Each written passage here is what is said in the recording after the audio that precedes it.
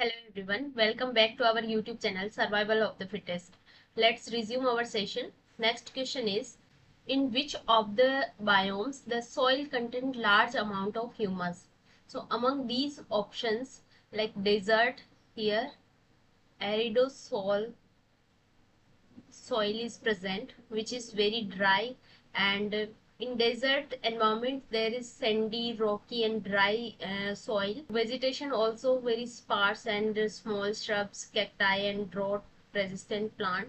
So here humus content is very low because there is little vegetation, and high temperature, low moisture make decomposition very slow. So here soil is often alkaline and nutrient poor, so there is low humus condition. This is not the answer. And grassland soil often very deep and fertile, which is called molly soils. Grassland soil is called molly soils, which is fertile, but grasses, as we all know that grasses has very deep root system, extensive root system, and root die and decompose, adding some organic matter.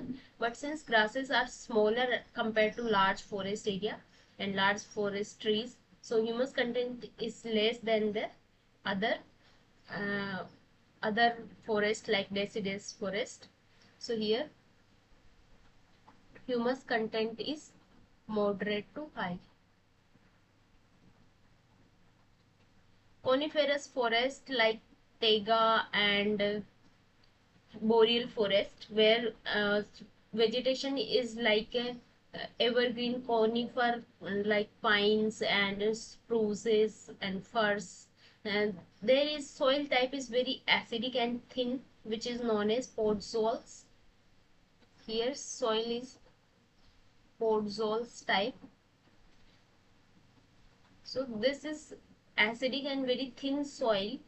As conifer needles have waxy and tough, and decomposes very slowly, so leads to acidic and nutrient poor humus.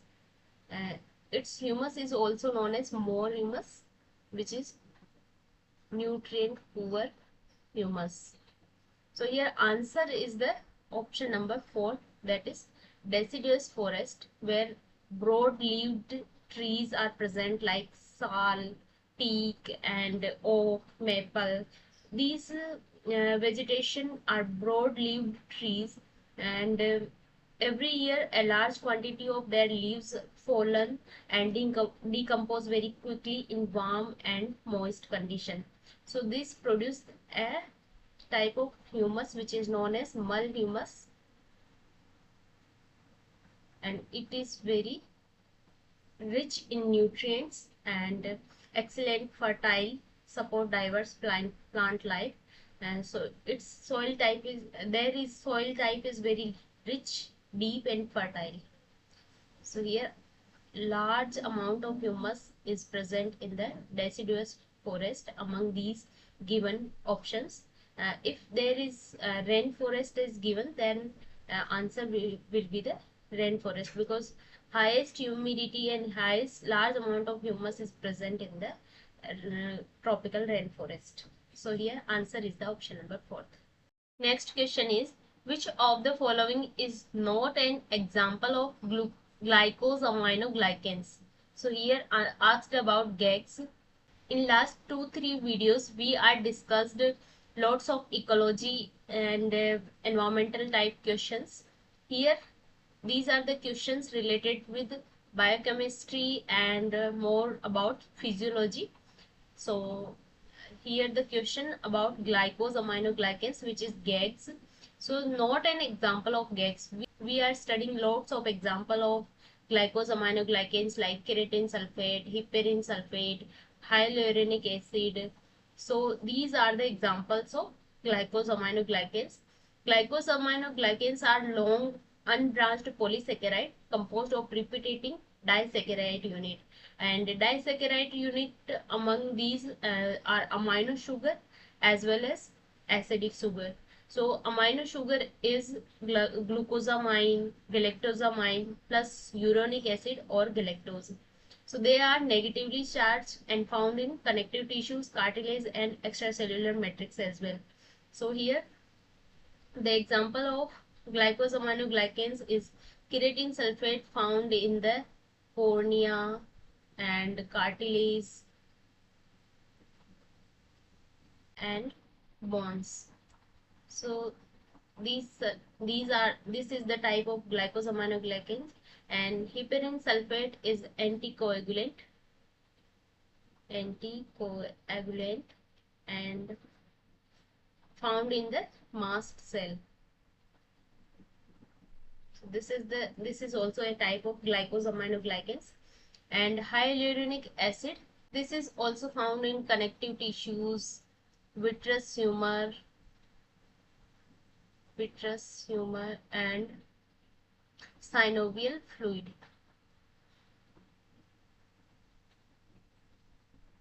So here these all are the heparin and hyaluronic acid. These three are the type of glycosaminoglycans, but lecithin is not a glycogates or glycosaminoglycans because lecithin is a phosphatidylcholine. It is a phospholipid, phosphatidylcholine, which is a phospholipid, and it is a structural, as we all know that it is a structural component of the our cell membrane. So not a carbohydrate. So here answer is option number third. Option number third is the answer because it is not a type of glycosaminoglycans. Next question is, which of the following lymphokines is not secreted by the helper T cell? So here lots of lymphokines are secreted by helper T cell and CD4 plus T cell, because in the T helper cell there is receptor which is CD4 plus. So these secreted lots of lymphokines which are a type of cytokines to regulate the immune responses. So here interleukin 2, interleukin 3 and interleukin 6, these all are the secreted from the T helper cell.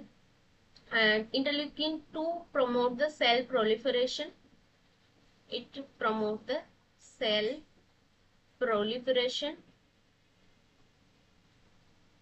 And interleukin 3 support the growth of bone marrow cell.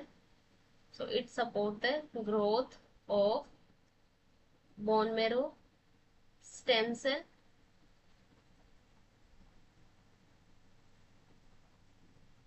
Interleukin 6 stimulates the B cell to produce plasma cell as well as antibody production. So it stimulates the B cell to differentiate into plasma cell and antibody production. But here interleukin first is not a lymphokine, it is a monokine. It is known as monokine. So this is not secreted by T helper cell. It is produced mainly by the macrophages and monocytes, antigen, which are the antigen presenting cells. It function of interleukin first to produce induce the fever, activate lymphocytes and enhance T cell responses. So it enhances the T cell responses but not secreted by the T helper cell. It's a monokine, not a lymphokine. So it is the first signal of innate immunity and drive adaptive T cell proliferation. So here answer is option number 4. Next question is, the partial pressure of oxygen in alveolar air is. So partial pressure of oxygen, which is denoted as PO2, in the alveolar air, as we inhaled air, it goes into the alveolar spaces, then it exchanges with the pulmonary blood. So inhaled air, the partial pressure of oxygen in alveolar, that is 104 mm mercury, and but while in inspired atmospheric air before humidification it is 159 mm mercury. So in atmosphere this is 159 mm mercury, but after humidification it decrease about 104 mm mercury, which is present in the alveolar air, and after goes into the pulmonary blood, exchange with pulmonary blood, and enter into the alveo arterial blood, its partial pressure is about 95 to 100 mm mercury.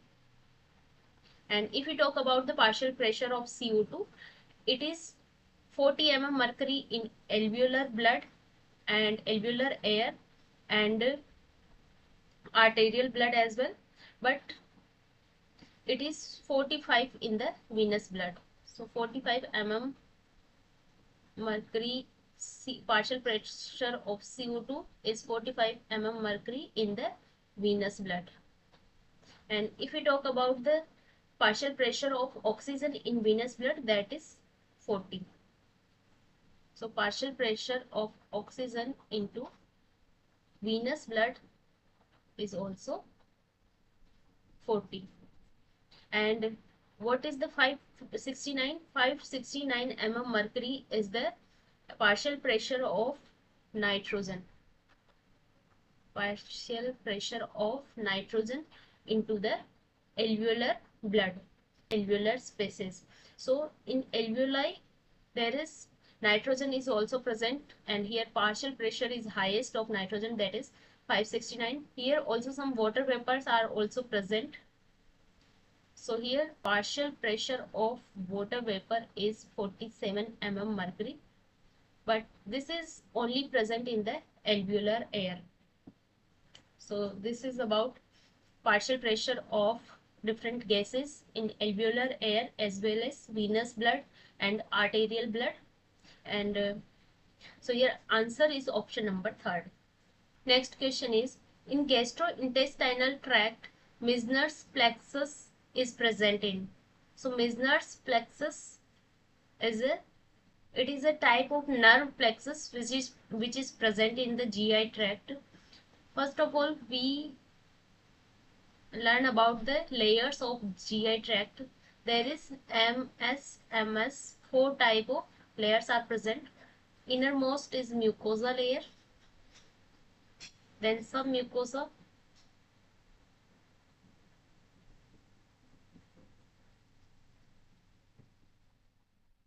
then muscularis and serosa. So these are the 4 type of layers are present in the gastrointestinal tract. Innermost mucosa layer is subdivided into epithelium, lamina propria, and muscularis mucosae. So it secretes the lots of enzyme, mucus, and help in absorption. And here some loose connective tissues, blood vessels, and lymphatics, glands, immune cells are also present. And muscularis layer of mucosa is the smooth muscles layer, help local movement of mucosa. So major function of mucosa is the digestion, absorption, protection, and immune defense. So this is the innermost layer. Second one is the submucosa. Submucosa layer is the dense connective tissue layer which contain blood and lymph vessels, nerve glands, and Meissner's plexus is also present in the submucosal layer. These Meissner's plexus are present in the submucosal layer. It is present in the between the circular muscles,